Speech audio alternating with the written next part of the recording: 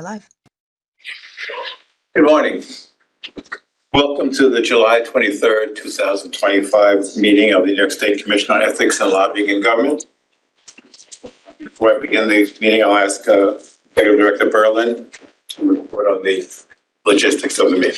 Thank you, Chair James. This meeting is being held pursuant to notice and in accordance with the provisions of the state's open meetings law and Executive Law Section 94. Both the meeting room we are using in the New York State Conference Center at 25 Beaver Street in Manhattan, and the conference room at the Commission's offices in Albany at 540 Broadway are open to the public during public session.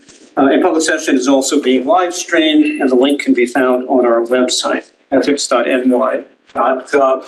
I should note that we have a form with commissioners attending in both the New York location and at the Albany location. And in addition, Commissioner Caraballo is attending pursuant to Public Officers Law, Section 103-A, and the Commission's rules and resolution for remote participation on account of extraordinary circumstances. Thank you. Thank you. First item on the agenda is approval of the minutes of a session on June 18, 2025. Does anyone have any corrections or amendments to the proposed minutes? I have received corrections from Commissioner Austin with respect to page 6 of the public session minute, third paragraph, third line, third word. Commissioner Austin. It said lobbying and it should be lobbying. Thank you. Additionally, from Commissioner Harris, we've got a correction to make on page 2. The last paragraph, fourth line, the word R-A-R-E should be removed. On page 3, third paragraph, third line, the letter A, or the word A, should be removed.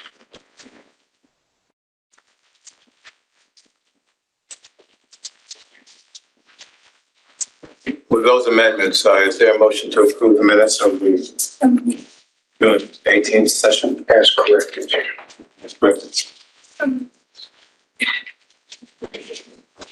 Edwards, move it. Second.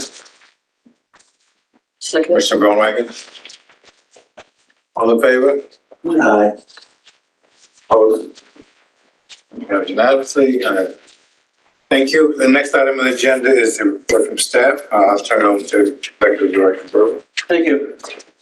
The operations update is under tab B, as is our custom. In addition to relevant activity for the most recently completed month, June of 2025, column 1, each report also includes comparisons to activity for the prior month, May 2025, column 2, and the comparable monthly and year-to-date periods in 2024, which are columns 3 and 5, and the current year-to-date figures are in column 4. Call the Commission's attention to the first page of the report, investigations and enforcement proceedings. The Commission received 9 tips, complaints, and referrals in June. 7 matters were closed in June. You received notification of them, weekly notifications. Of those 7 matters, 3 were open investigations. In addition, 1 guidance letter was authorized. The current number of pending matters is 215. The number of open investigations had gone down from 52 to 49. And the total number of open and pending matters is 264. It's a net change of +1. Any questions? I would add that the number of matters coming in is continuing to increase to some extent, 10 or 12% higher year to date than the prior year. 2024 and 2024 was somewhat higher. Similar percentage than preceding year 2023. One thing we're thinking, this is not statistical, it's just an impression, that increased guidance training ethics training for the workforce is having some impact, as well as other factors, including the work that the commission has been doing. Unless there are any questions, go on to the second page. Ethics, for the first time in a while, we're not breaking the record. Only 122 requests came in June. A little shy of what we saw in May, which was the GOAT year, greatest of all time record of 156 guidance requests, which is not that much in excess of the 154 in the preceding month. So the numbers are continuing to run high. Overall, the year to date is almost 50% higher than 2024, which ended 60% higher than 2023. So the numbers are continuing to move up and up and up in terms of guidance requests. In terms of the distribution, outside activity approval requests are the highest category. Post-employment comes next, and then an assortment of other things, but the numbers are high. And as with investigations and enforcement, we do think that there's a connection between increased ethics training for the entire workforce, both in the executive branch and in the legislature, and the fact that more tips, complaints, and even referrals are coming in, because those complaints in the first instance are not necessarily coming to us first. They may be coming to other agencies. And we plan moving forward to take a closer look at the connection between universal ethics training and the number of requests on the one hand that come in for assistance and guidance generally, as well as tips and complaints, and the increase in training that we're doing. One of the things that happened in the preceding months was the Part 931 request form. That's a form that's used by certain state officers in requesting the Commission's approval to accept reimbursement or payment of expenses like for official activities, as well as service payments that are part of their official job. So clarify the form. It's working better. We're also looking at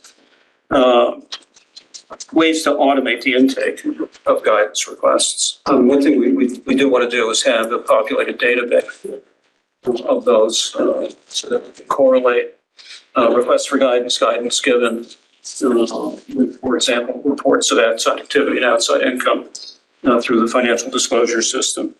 So it's part of an initiative partly triggered by the comprehensive review process, but also independently of that.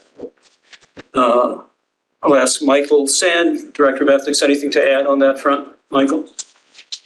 No, Sandy, thank you. Thanks.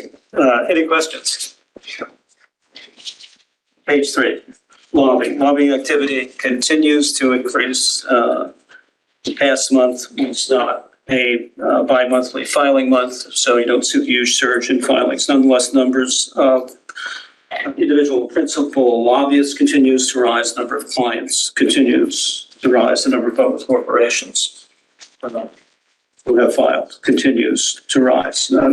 Requests and inquiries and outward requests from the agency are going up. The year-to-date total so far is in excess of 17,000 received so far.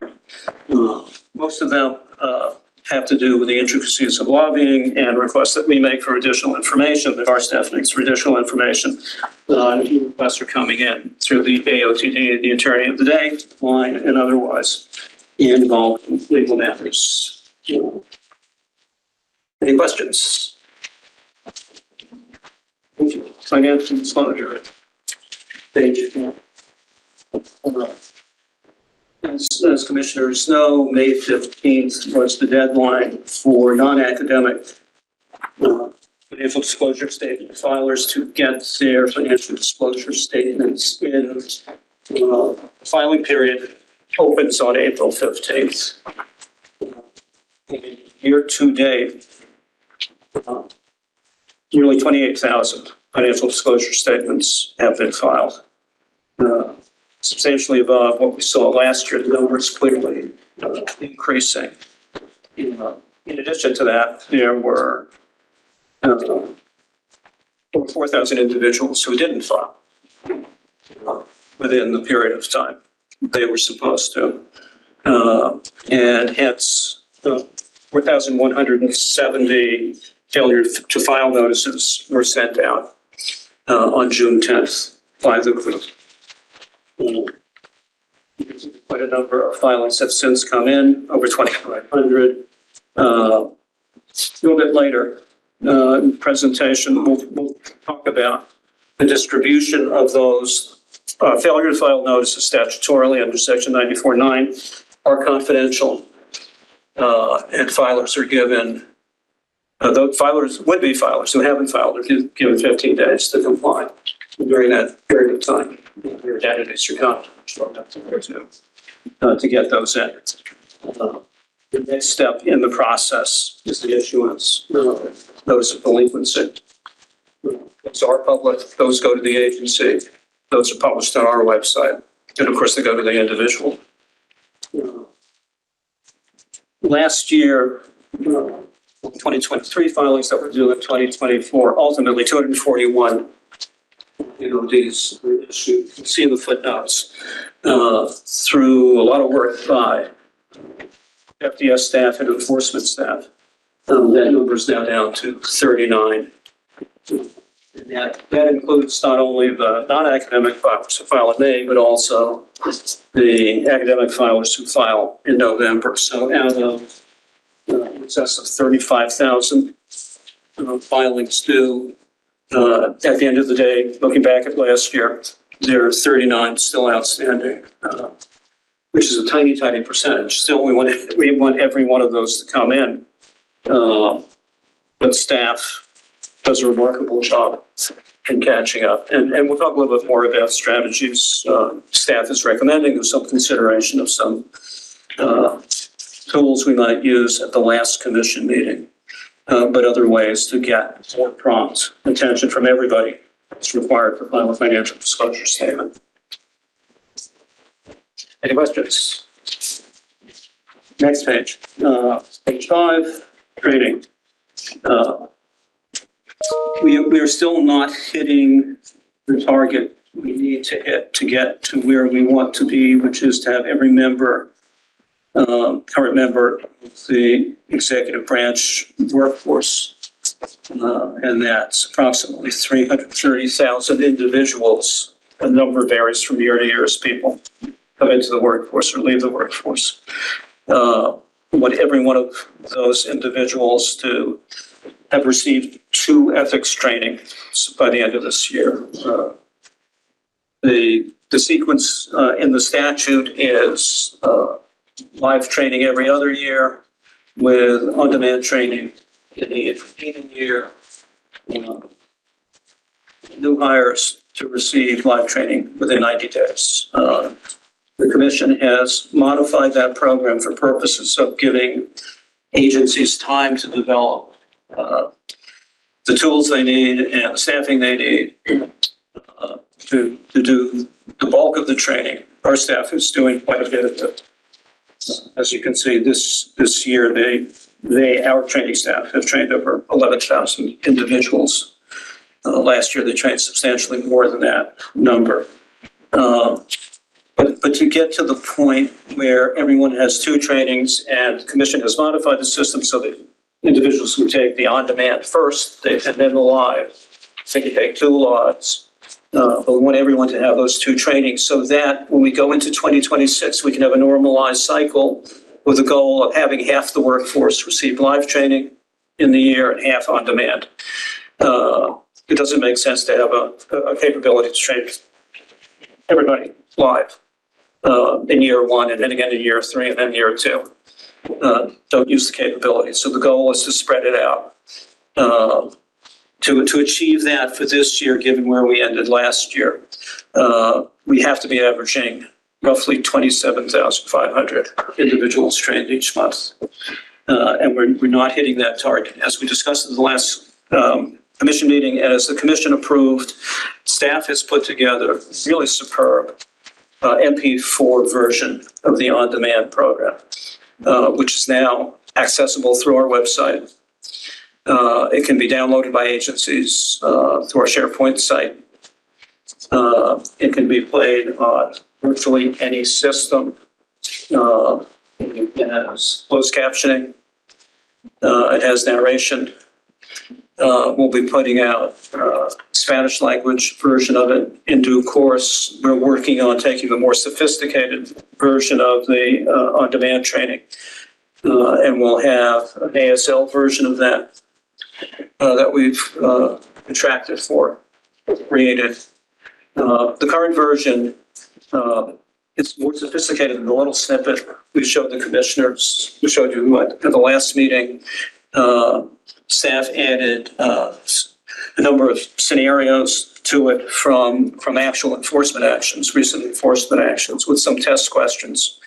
The training doesn't pause for those, but as such, you can advance whether you get the questions right or not, but you got to listen. It's followed by a certification. We'll have an automated certification up in due course that will automatically notify agencies, populate the database, and so on. If you have some time, take a look at it. It runs a little over a half hour. It hits all the important topics, and I think it's extremely well done. And notice has gone out to ethics officers to start having their employees use it. We'll be sending out a notification over my name next week. And we have a program in place to really encourage both use of the on-demand program, which is way underutilized at this point, partly because it wasn't accessible to the entire workforce. Now it is. And also, our live trainings are not being fully subscribed. Another thing staff has done is to publish the full class schedule through the end of the year. We are talking about it a little bit more when we get to talking about staffing and recruiting, but we are expanding the unit. We have a number of open positions, including a fatal position that we want to fill. So we're prepared to put all the resources we possibly can into it, and we're going to be asking agencies to do the same.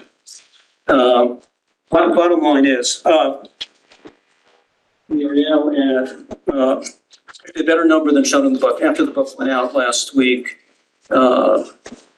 Metropolitan Transportation Authority sent in some additional figures, over 8,800 additional trainings. 5 of those were live, the balance were on demand. Staff have been working with the MTA, put together an approved training module that they could use. We're expecting by the end of the year to have a total of 50,000 plus additional trainings completed by them. So the number for June is actually substantially higher than what you're looking at. It's over 24,000 now, approaching 25,000, and the year-to-date total is now over 5,000. That's from 61,000 last month. So the numbers, lots of numbers have gone up. And the cumulative total since inception of the system is now over 450,000 individual strength. So again, that's 330,000 employees in the workforce roughly, but we want to get to 660,000. We will say that everybody's working real hard at the agency and at the agencies throughout the executive branch to make this happen the way it should be. And unless there are any questions, turn to audit review.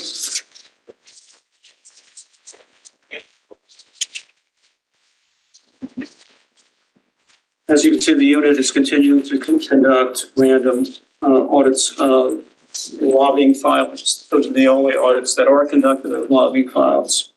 We try to do approximately 1,000 a year. We're expanding that unit as well. There's another auditor coming in. Year to date is 287. Target in year will be roughly 1,000. You can see that of those 41 audits generated 155 recommendations and resulted in the amendment of 19 filings. That's a pretty high percentage, and it shows the importance of the work that an audit team is doing and the thoroughness with which they conduct their audits. If you look at the year-to-date number, 556 findings total, 177 filings amended out of 287. Substantial percentage. The unit also performs random and targeted reviews of financial disclosure statements. Those are moving apace.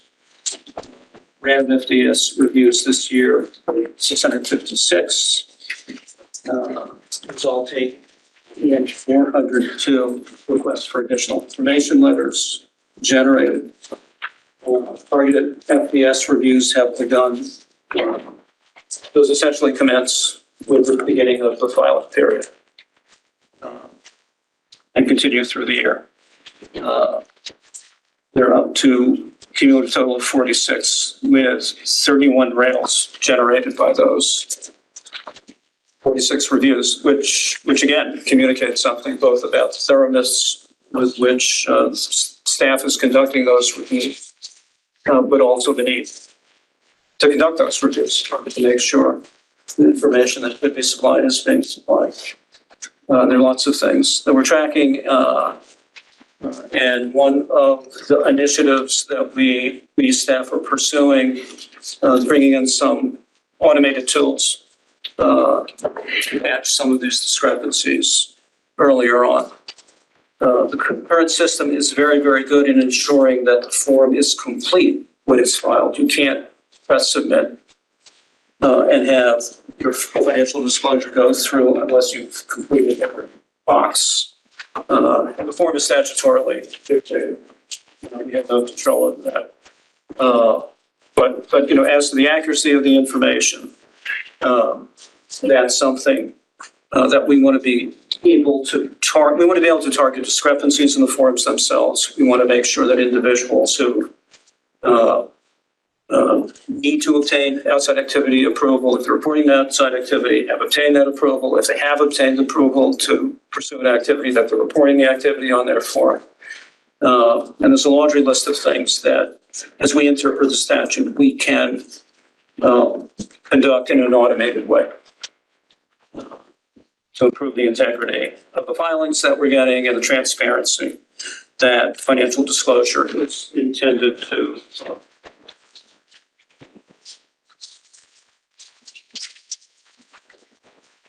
Any questions?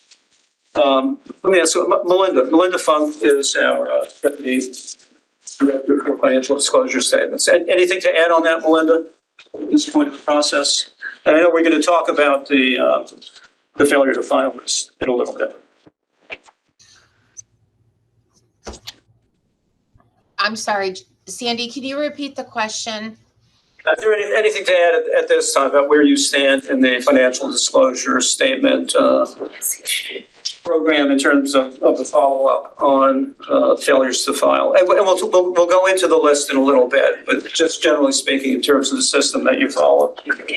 With regards to the failed to files right now, staff and I have started outreach on June 26th. And as of this morning, we have the list down quite a bit more with an outstanding of 1,170 filers. So from the list that you currently have, we've dropped it considerably, a few hundred more, and the filings are still coming in. People are responding. So I anticipate it dropping substantially more over the next couple of weeks before we move forward with enforcement. Okay, thank you. And let me ask Gareth. Gareth Perrin is Director of Compliance Audit and Review. Gareth, anything to add on the Marcus, you're engaged in now. Yes, Judge. Good morning. Good morning, everyone. I was just going to say about the financial disclosure reviews.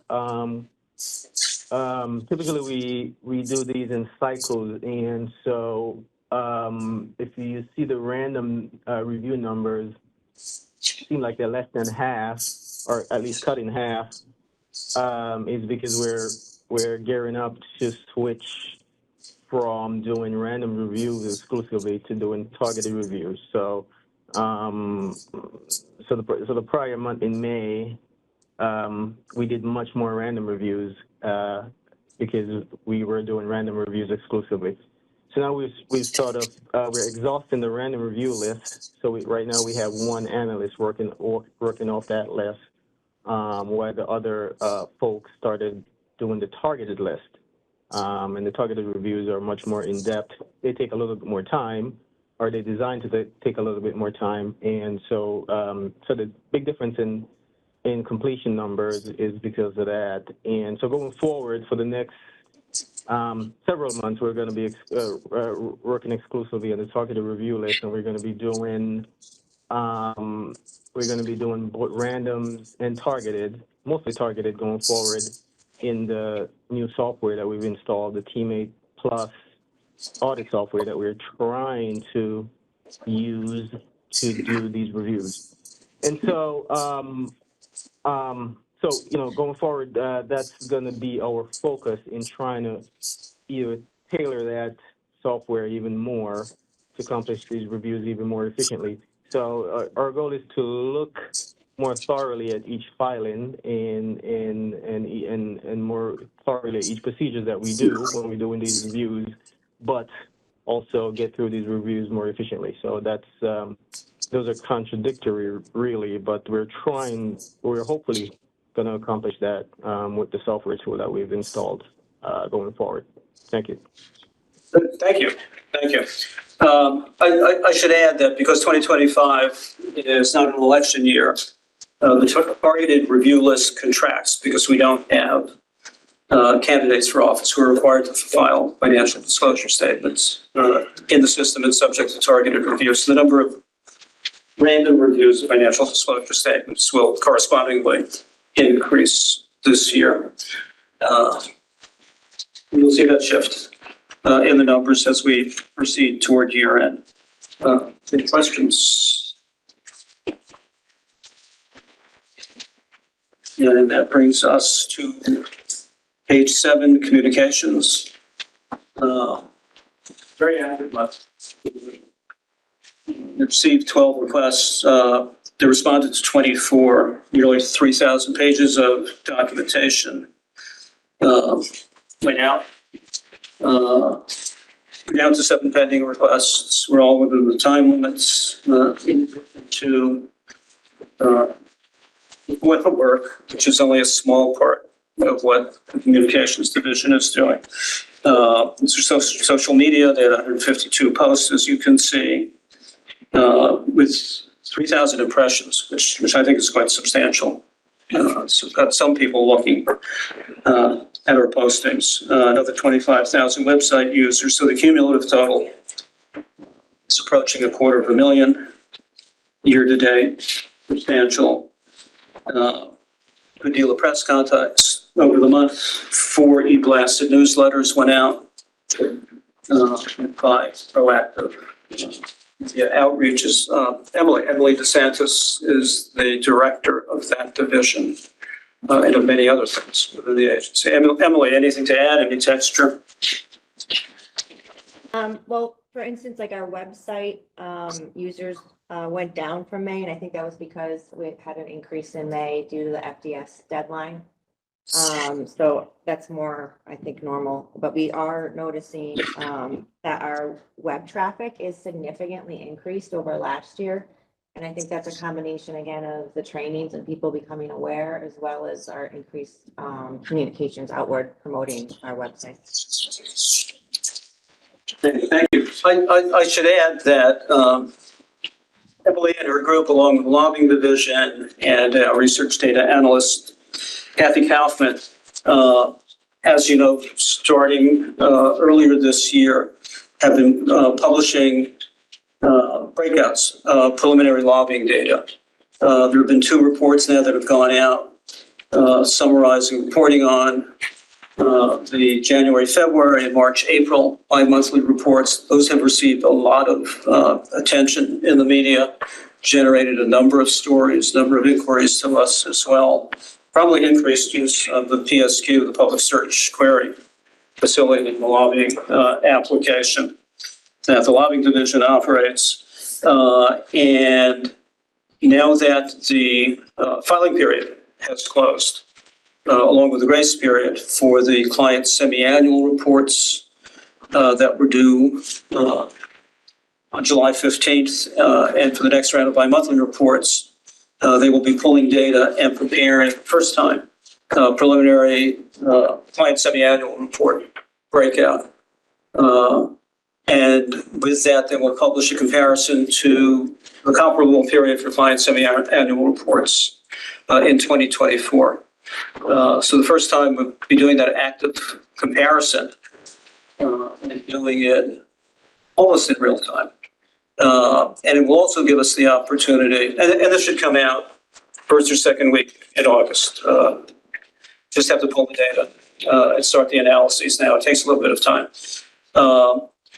It will also give us the opportunity, which we've not had in the past, to compare the second half of the year to the first half of the year and to see how lobbying activity changes from when the legislature, state legislature is in session to how it shifts, if it does shift, in the second half of the year when the legislature is no longer in session, and whether there's a greater shift to local lobbying, procurement lobbying, more lobbying of agencies, all of that activity that's reportable to us.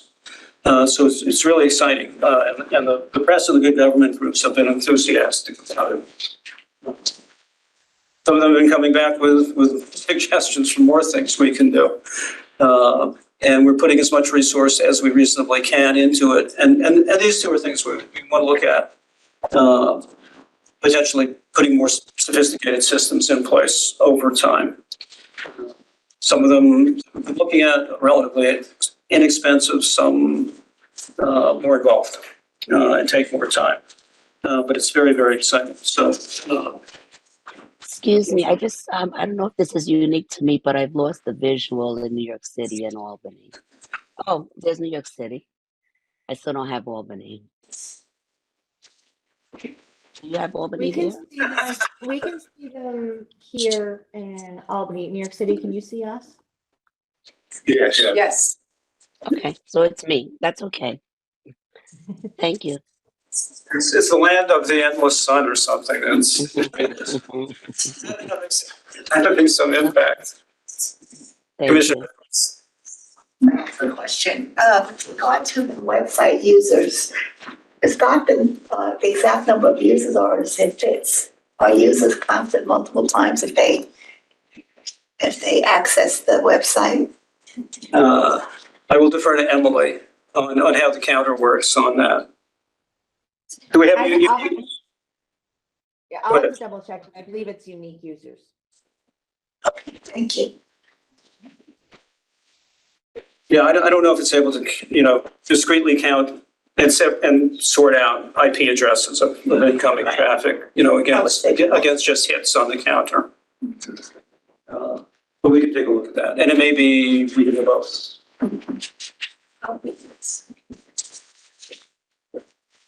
Any other questions? Anything about the operations report? Thank you.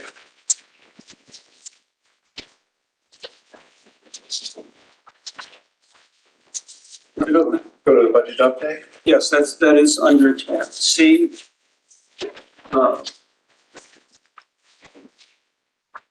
As you can see, we're showing a little bit of a surplus. On the cash side, that's partly the effect in the first quarter of the hiring lag. That may carry forward, as I will discuss in a minute. Our headcount's go up. So we're going to be hitting 60 next month. And then exceed that with some other hires that are coming in. And we're on target to reach 68 relatively quickly with some additional recruiting to do. That's on the personal services side of the budget. We're also on the NVS side looking at some maybe modest additional investments in technology. Some systems that we're looking at that can sit on top of data sources we have, like the financial disclosure system, like the lobbying filing system. Those are relatively inexpensive. Those would be drawing on the budget. On the other hand, we continue to have the desire to rent more space, preferably in the 540 building, Broadway building in Albany, and that is a frustratingly protracted process, but it's something we have to go through with the Office of General Services. And in order to do that, the administration division has been working very closely with OGS to do the things we're supposed to do to demonstrate that we have utilized our space. We are now full up in New York. And we're pretty much close to full up in the Albany office. And we would like to rent additional space, which would be nice to create a discrete training unit space. In both locations? In both locations? No. We're just looking at Albany for the expansion at this point. And we do have an allocation in our budget for that. That may not hit for some time, so that may create a little bit of a surplus in the budget. Otherwise, we're pretty much on track and where we expect to be at this point this year. Question. What accounts for the significant increases in the second and third quarter on the contractual services? Mariana, Sarah, did you hear?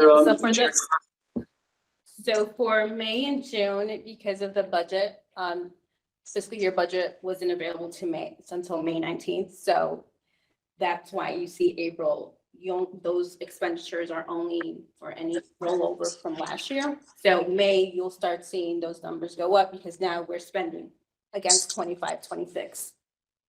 June's contractual services, again, it's just a catch up of what wasn't paid in May. That accounts for lease payments. There were about 3 months that hit all in June just to catch up. I'm actually looking at the projections as a projected cash spending. The second and third quarters are much, much higher than the first and fourth. I just was wondering what accounts for that. I believe in the third quarter, we have some projections that has to do with translation services for training materials. So they're just projections right now. We had put in an extended figure to cover the potential to have to translate under state requirements now all of our training materials into a dozen languages. And so we had procured a contract on estimates for translating the materials into Spanish, which we will be doing. We also have to translate our intake documents for investigations and enforcement. We're now looking at the question of how many languages we actually have to translate the training materials into. The only request we have so far is for Spanish. If we receive additional requests, the estimate we have is about $30,000 each. The translation is probably expensive. Besides the closed captioning, all have to be translated if we have to do the language translations.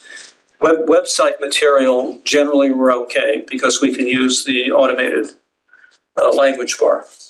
to translate most of the content on the website. Not all of the forms, though, can be translated by that. Emily, Sarah, can you provide more detail on that part of it? No, that's correct. The language bar does the text on the website, and then the, any like PDF documents that we have on there, we're translating that are generally available to the public to receive a service. So for instance, we'll be translating, like you said, the complaint form for investigations, as well as the FOIL subject matter list, so people know what available records that we have. We'll be translating that into 12 languages as well. And then the, like Sandy said, with the training materials, we'll do it on an as-needed basis. Did you have anything to add, Sarah? Translation services account for the huge discrepancy? Yeah, the estimate we have, we contracted for only Spanish, but we budgeted for the other 11 languages, and they're roughly $30,000 for the training materials each. So it was a $330,000 item in your budget. And we're looking at what we actually have to translate, what we feel we need to translate, and here makes sense because there's no demand to translate in advance of getting a request for the translation. But we've created a task force within the office to look at what our obligations are.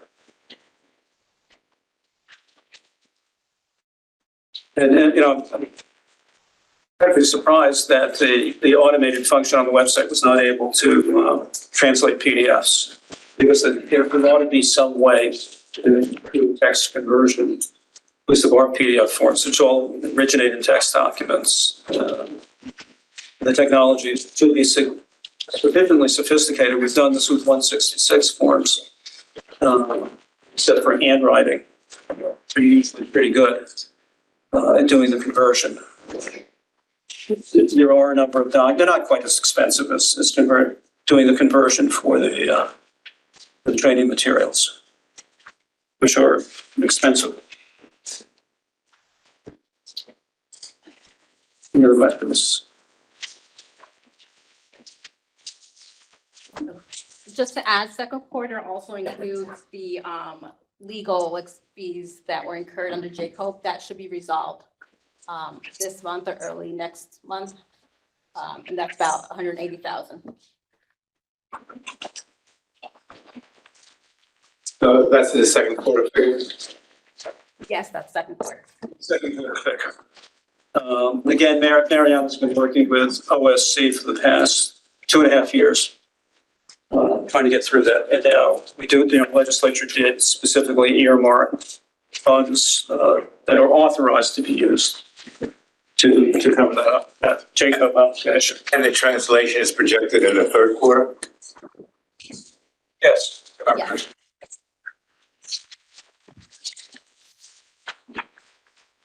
Okay, thank you. And in the first one we did, I think we were able to have that in last year's budget. So that's not carrying forward with the other 11 languages on.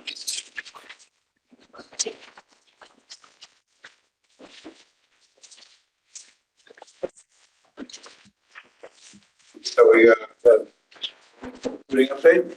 Yes. Unless there are any questions? Again, as I said, we've been aggressively recruiting to fill the remaining vacancies throughout the agency since the June meeting. We'll talk more in closed session. We have made an addition to the investigation and enforcement staff. Very exciting, increasing our capability. I'd like to introduce Jason Spates, who's joining us most recently. Hello. From Atlanta. Where he's an assistant inspector general. He has experience in a number of New York City agencies as an investigator and in enforcement matters. He's admitted to practice in New York, so he brings huge capabilities to the agency. It's very, very exciting. And Jason has joined us in New York. We have two individuals who accepted offers. We have all the necessary approvals in place who will be joining us. We'll introduce them in September. In investigations and enforcement, and in the lobbying division in August. So we have more people coming in. We have an accepted offer, waiting for BDA approval for another auditor, who will be sitting in the Albany office. We have just about an accepted offer. We'll have to go through the formal process for a new receptionist in the Albany office, admin. We had a retirement last year, so this individual will be filling that position. Filling the office, so we have to go through that process, and we are now recruiting, as I said before, in the training group. We have potentially 3 vacancies to fill. We also have a vacancy to fill in the financial disclosure unit. And another utility position, I'll call it. And we're going to deploy it based on need. And that will fill out our headcount of 68.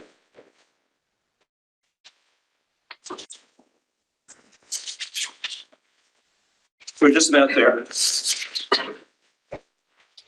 And the positions are posted, the open positions are posted on the website. They're also in NY Jobs, the official website. If you know of anybody or know of anybody who knows of anybody who might be interested in working for the agency, please have them apply. They can reach out to any of us for more information. I assume the applications will increase significantly since our status was clarified. Remarkably. And it's been had a discussion yesterday with Division of the Budget about that. They across the state, it's been difficult to recruit generally. And we had the added fact of the cloud of the litigation that was finally resolved by the Court of Appeals in February. But, DOB is not seeing agencies able to fill vacancies the way we have been able to. They're looking at a higher attrition rate than we have and a longer period of recruiting. So in that respect, we're doing exceptionally well. We're still not there. Excuse me. We're not at 68, but we have lots and lots of resumes, lots of interest expressed.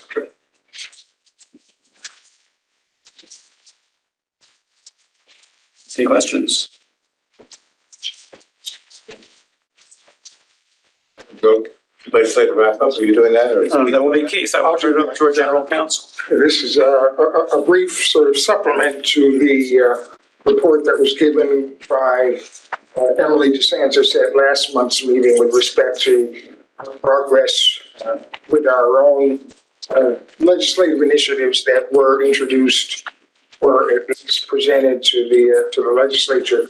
This legislative wrap-up includes other bills of note that I track on a regular basis that I think might be informative or educational. So for your edification, this is essentially a summary or a listing of bills that might either directly or indirectly impact on the operations of the agency.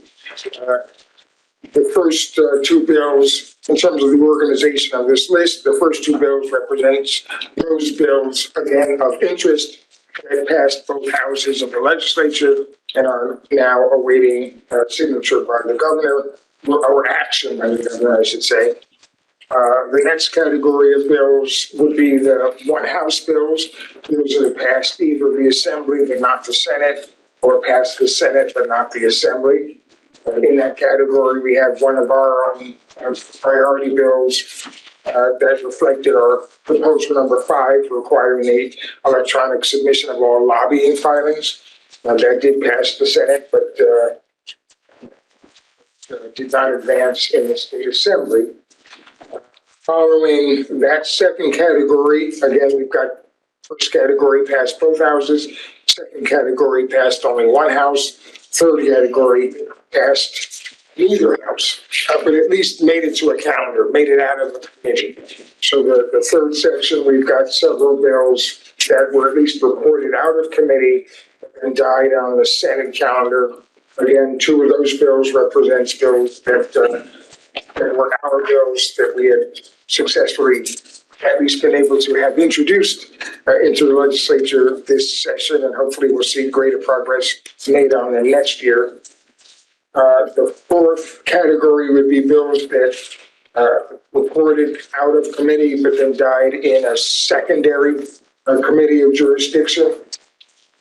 And the final category would be bills that never made it out of committee. And there are quite a number of them, including some of our own bills that were either on our legislative agenda or bills that closely resemble bills on our legislative agenda.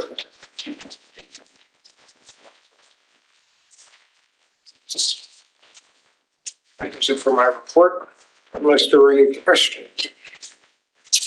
And hopefully we will look forward to greater traction on more of our bills in the next session that begins in January of next year. To get a budget earlier next year, maybe it's more work to be done. There would be more time to work the lobbies in both the Assembly chamber and the Senate chamber. Absolutely. Okay. Thank you. I have a question. What would happen if we choose not to follow legislative advances? We choose those bills. It just seems to be so cumbersome and laborious. I don't see the benefits from it. And it's just discouraging to see some of this. I mean, especially they don't want to be regulated. Yeah, page 3. I mean, The legislative process, it can often be a slow one, but it requires perseverance. so my question is it our role to do that now? After we've done it, I mean, I'm just. It actually, statutorily, it is, our statute calls for us to, doesn't necessarily call for us to, invest a huge amount of effort, I guess, in trying to impress legislators with the importance of initiatives. But it's part of what we're supposed to be doing. It's in the statute. And it's really the historic process that has led to this agency has been one of agencies pressing for legislative change. At least going back to the FIRA Commission, which was successful in changing that first bill that got passed. And It's more discouraging, but not defeating. We won't let it get in our way. accessorial liability. We keep trying that. Commissioner Austin. As a former counsel to the Speaker of the Assembly, I can tell you that the philosophy of at first you don't succeed, try again is true. Bills came across my desk for the committee I was assigned to, and year after year they would deny it, and then all of a sudden somebody said, hey, this is a good idea. So if you don't, the basic premise is if you don't ask, you don't get.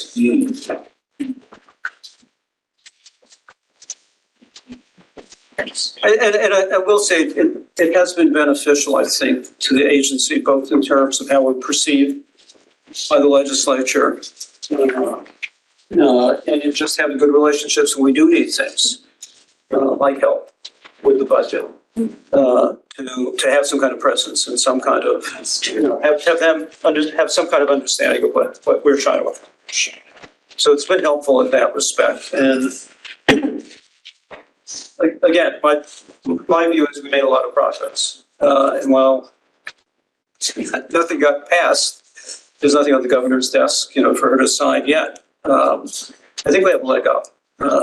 And I think we'll have some success earlier in getting bills introduced. And maybe move farther along the process next time.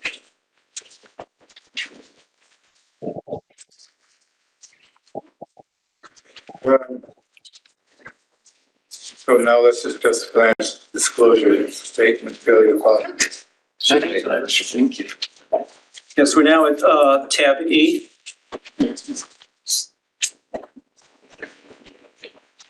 And the financial disclosure group, Belinda Funk and her team have put together a table that you see, again, at the individual level, right, the failure to file notices are confidential. This is a breakout by agencies showing this out on June 10th. Individuals who were at that time. And now, a couple months later, and the number has declined substantially from 4170 to 1602. So we do have almost 2,600 who filed, albeit like largely in response to the notices. If you go through it, you'll see the agencies with the biggest slug are MTA, which is huge as agencies go in terms of number of employees they have. Comparison to virtually any other agency. New York City Transit, which is part of MTA. SUNY Stony Brook.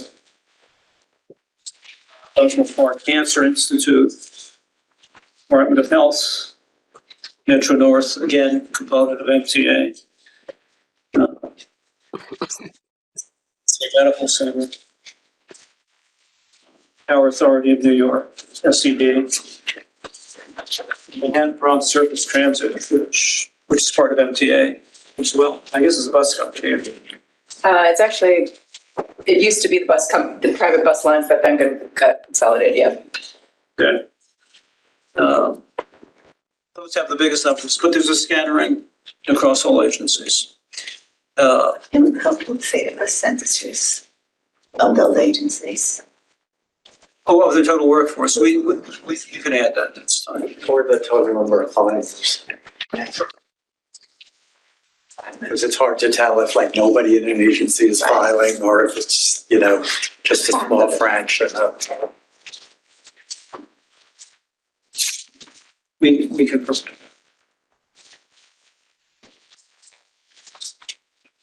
Commissioner. Is there any way of differentiating without too much trouble to staff to know whether or not the 15 people who haven't filed are employees or executives in that agency?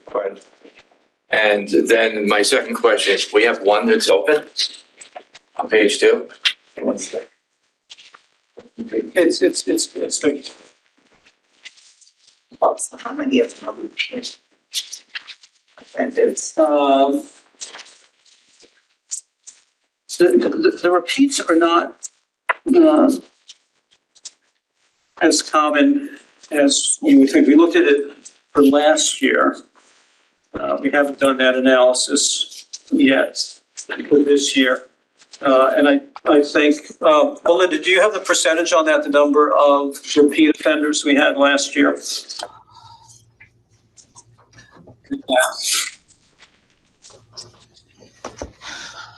Yes, I do. Give me 1 second.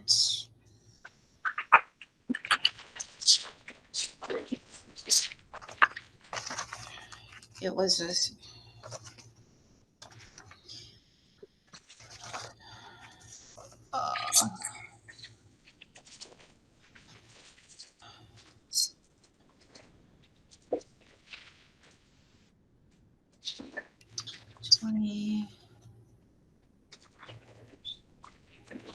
It looks around 80% were repeat offenders.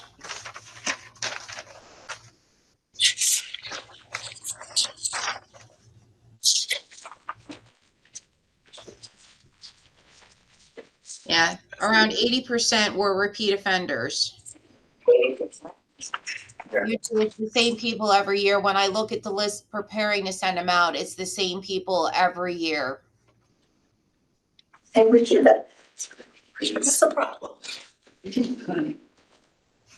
Well, we looked at New York City's approach to this, and there's an added charge if you're a repeat offender. Our statute doesn't have that provision. That's why we have a legislature.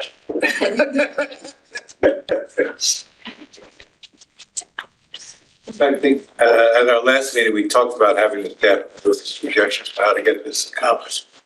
We plan to do that later today or at future? We folded it into the comprehensive review. Oh, right, okay. And then have a legislative proposal to change the statute. But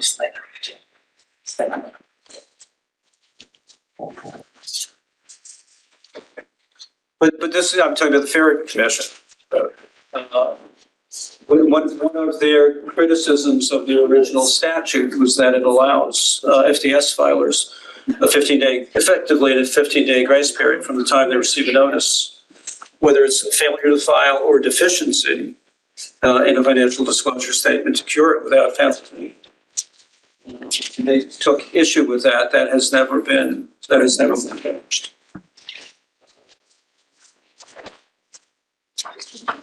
I think it's certainly something we need to look at, particularly with the repeat offenders.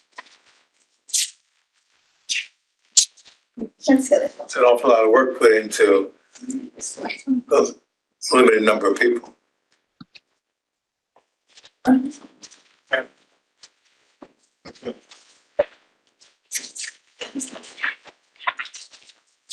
All right, any other questions or comments with respect to the failure to file report?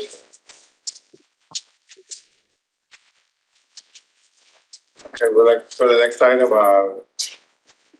parent committee reports. I don't have anything to report.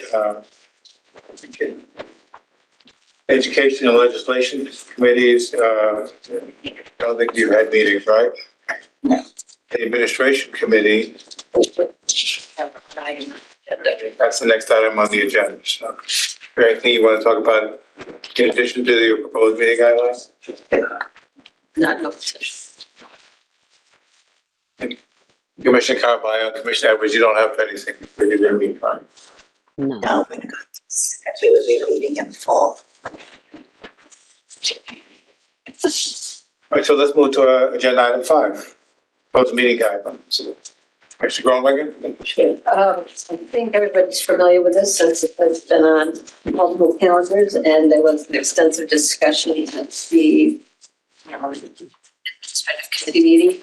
I want to begin by thanking Vice Chair Ayers, who took the laboring oar and converted the document into a resolution and recorded all the changes that were suggested at the admin committee meeting. The cover memo you see for the document that's behind basically summarizes the changes that were made, and I think they speak for themselves. I don't know that I need to go through them one by one, unless anybody thinks that's necessary. Anybody? We've talked about this a lot. The only thing that I thought was an outstanding issue related to section 7 of abstention was the question of whether or not when members are abstaining from voting, we need to statewide abstaining. So that was the only open question. And I don't know if we need to discuss it any further. One of the changes that was made was to revise the language to say that members should ordinarily abstain, meaning that there could be some circumstances where ordinarily abstain when they believe they don't have enough information to vote. But the ordinarily was trying to accommodate those circumstances where there could be another reason that was not having enough information to vote. But again, to go beyond that, I don't know that there was a majority of those discussing this that felt that members should be relieved from having to state why they were stating. So. Any further discussion? You want discussion on that? Are you asking? I'm not asking for it, but if somebody wants to. So has to sit down. We don't have to abstain. We don't have to give it. No, I think the way it is, it's in there, before abstaining, this is the second paragraph, second sentence. Before abstaining, members are expected to explain to commission dates for their extent. That's still in there. So do we have, does anybody want to comment on that paragraph? I think it was signed. I unfortunately did not have a chance to catch up with Nancy before this went out. I really have a problem with our having to explain an abstention. We're all big boys and girls. We understand what we need to do. And I think we can rely on the integrity of our colleagues. When they abstain, they're abstaining for a good reason. And that's good enough for me. I think bogging the record down, I think just is unnecessary. I would make a friendly amendment to remove that provision. I agree with Commissioner Austin on that point. And I said that last meeting. So thank you, Commissioner Austin, for explaining why. Are you accepting that as a friendly amendment? I guess I'm not, but I'd like to explain why I think it's important and why I think there were members of the committee that thought it was something that, to be clear, we as members of the commission have one duty and one duty only, and it's to vote on those matters that have to come before. The statutes clear that there are certain things that can only be accomplished if we vote. And the expectation, I think, is that we do in fact perform that duty, vote. Now, obviously, there are circumstances where there are factors that preclude one from voting, namely those matters where we have a conflict of interest. But in those cases, the remedy is not to abstain, it's to be recused. And that happens with the necessary frequency to ensure that we're only voting on those matters where we don't have a conflict. But to the extent that rules of procedure provide for abstention, it seems to me that while there may be other bases in certain iterations of Robert's Rules of Order, it's understood, I think, at least among this group, that it's because we don't have enough information. Some people regularly abstain when they weren't at the meeting and the like. But if you're just abstaining for some unknown reason, I think it's a disservice to the rest of the commission members, to the staff, and most importantly, to the public, to not know why an independently appointed official believes he or she cannot vote on a matter. So that's the justification for including it.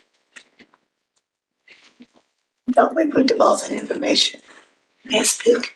Don't we devolve that information when we go for recruitments? When You have to give an explanation. yeah, sure. When there's a form we have to fill out when we're So the question is, for a conflict. should this be consistent with that? Again, this is just my opinion as one of 7 members of this body, but again, I think we are different in kind from a lot of bodies. I think we exist to promote transparency and integrity in government. I mean, you look at, integrity, trust, transparency, that's what this commission's about. And I think that higher obligation to attach it to something as basic and fundamental as our obligation to vote doesn't strike me as anything but totally appropriate. So I don't have any counter argument to it. I don't think it's that we're expected to I don't understand why someone would be unwilling to state the reason they are unable, as opposed to unwilling, or just preferring not to vote. Well, I have my hand up. I don't know if you can see it. First of all, all right, go ahead, Commissioner Carmichael. I think that it happens. There's nothing on the floor right now. So, give me a second, all right? The friendly amendment was rejected. Commissioner Austin, do you want to make a motion? No. All right, Commissioner Carvalho, all right, go ahead. I just think it happens so infrequently. Yeah, and as Commissioner Austin stated, we are all aware of what our obligations are. For the most part, everyone comes to the meeting prepared and ready to vote unless there's a conflict of interest. I don't know.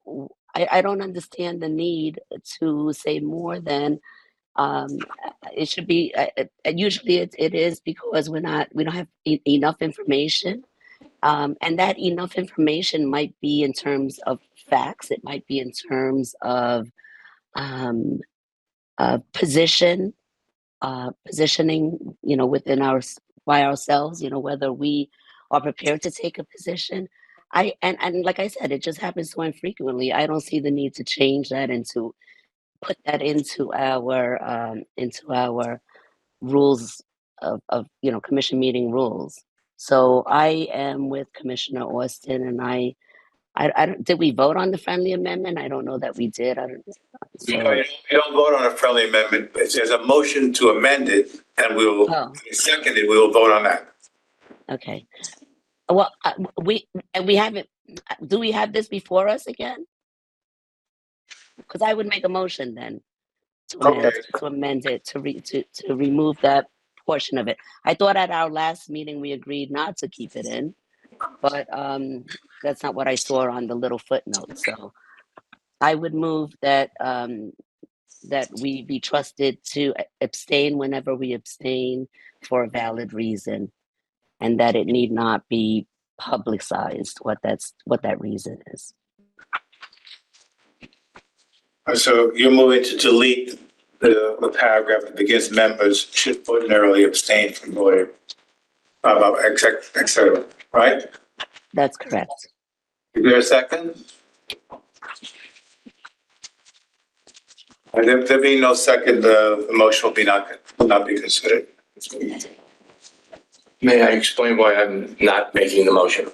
The committee's worked very hard on this, and I know we didn't agree overall.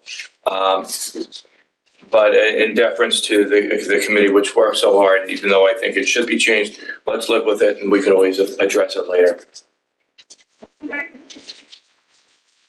All right, so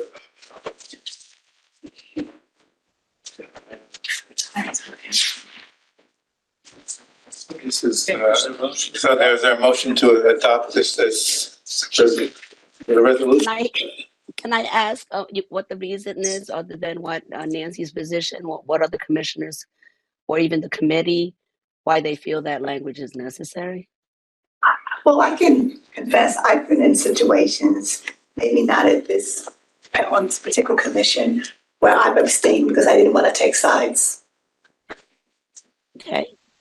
And listening to the argument regarding to my obligation, in hindsight, I probably was wrong in doing that. And then I'm part of this committee, had extensive conversations. And I kind of agree with Len that I have to support what the committee recommended.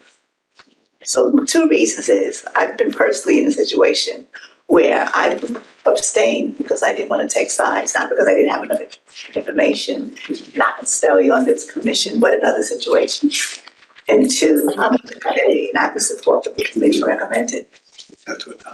And in those situations where you feel like you don't want to take a side, you feel like you want to be pressed to say, I don't want to take a side.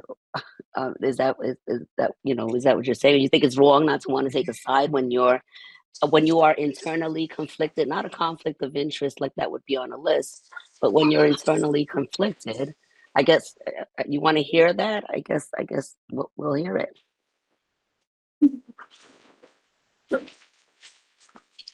All right, maybe just very quickly, look, you can abstain for a variety of reasons. You're protesting, you don't have enough information. There are a lot of reasons to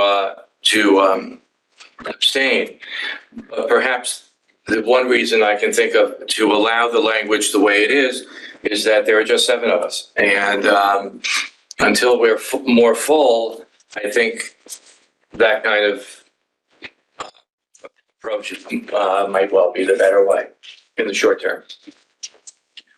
I mean, I could think of situations where you don't want to take a side. Nothing I want to discuss in public session. I could give you a couple of examples in executive session, but there have been situations where it is detrimental to the camaraderie within the commission to take a side. So there are other reasons, but if I'll defer to the commission, I guess, or just vote my own conscience on this one. But I think there are situations where to not put a fellow commissioner in a bad position, you might want to abstain. That's not good enough for anyone. I guess that's what it is. But I lost that vote, so you know there's no friendly amendment in place. Okay, all right. Does anyone else want to comment on this before we take a motion? I should take the motion first and have comments probably. All right, is there a motion to adopt the proposed meeting guidelines? I'll move. Second? Second. Moved by Commissioner Austin, seconded by Commissioner Harris. Any further discussion? All in favor? Aye. All opposed? I'm in favor of the motion without that added sentence in section 7. Oh, so that means you're voting no. Abstaining. Okay, then I'm voting no. No. Okay. All right, so the motion carries 6-1.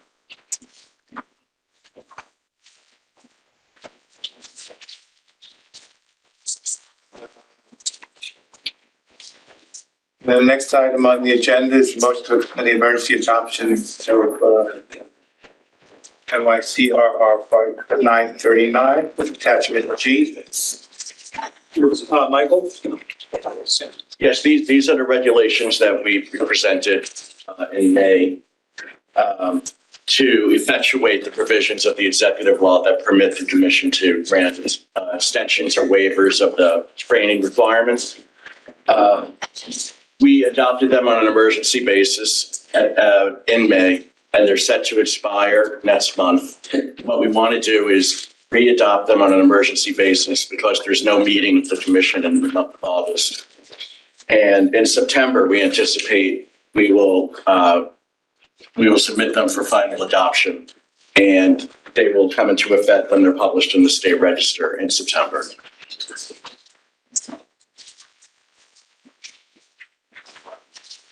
So I think we need a vote on whether to authorize submitting for re-adoption on an emergency basis.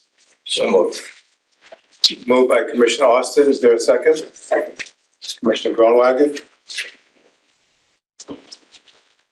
A couple of repairs. Commissioner Harris. A couple typos on the last page. In under 2C. To participate in or take such ethics training programs. What page are we looking at? Last page, 2C.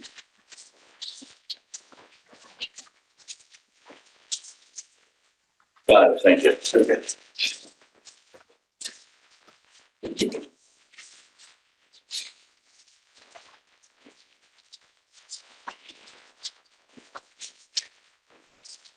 Oh, I see.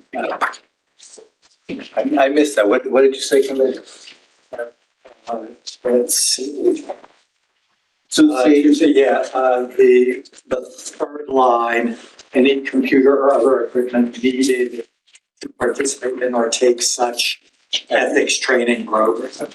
Go to lead training program and add. And ED, right? Okay. Thanks.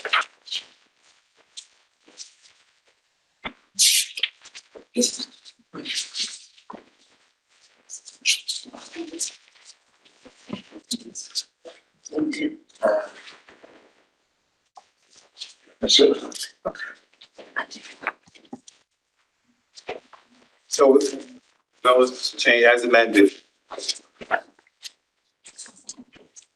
Take the vote. All in favor? Aye. Any opposed? All right, motion carries.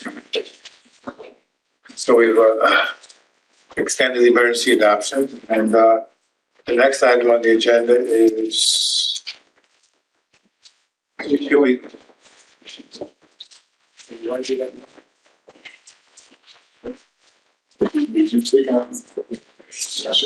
Right. So why don't we skip attachment? We'll Refer that till after closed session. Right. Is there any new and other business?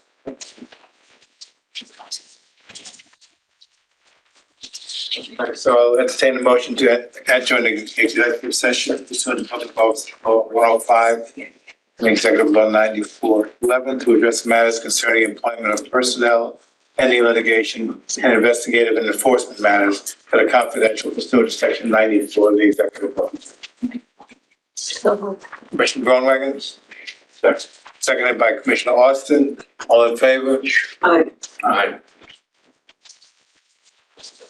All right, so we're now adjourned into executive session.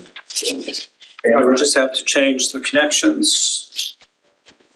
Close. Yep. Close So open go into session. executive session. Thank you. Okay, go ahead. You're live.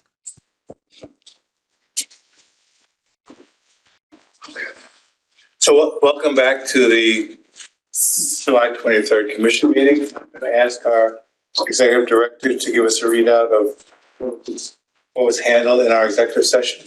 Thank you, Chair James. In executive session, the commission discussed matters related to litigation and legal advice. The commission discussed personnel matters. The commission discussed an application for an exemption from the post-employment restrictions pursuant to Public Officers Law, Section 73(8)(b). The commission discussed a request for approval to accept reimbursement of expenses pursuant to Part 931 of its regulations.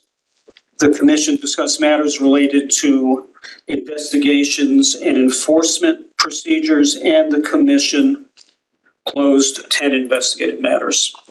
Thank you. Thank you. So the next item on the agenda is items. The wrong ones. Items 10.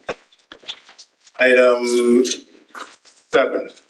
Roswell Park Conference cancels salary request for approval of certificate of exemption pursuant to Public Officers Law, Section 73(8)(b). Move we table to the September meeting. For a second? Second.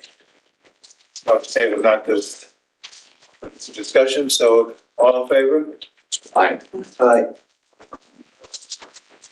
All right, guys, have it. It's table until the September 10th. New and other business? Proposed modified staffing adjustments. Sorry. Sure.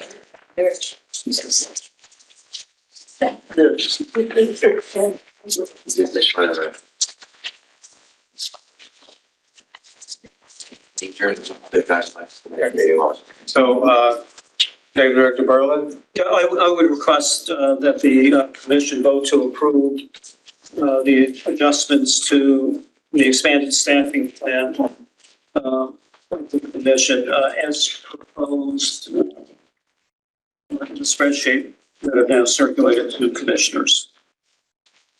I so move. Second? Mr. Austin's moved it. Mr. Edwards has seconded it.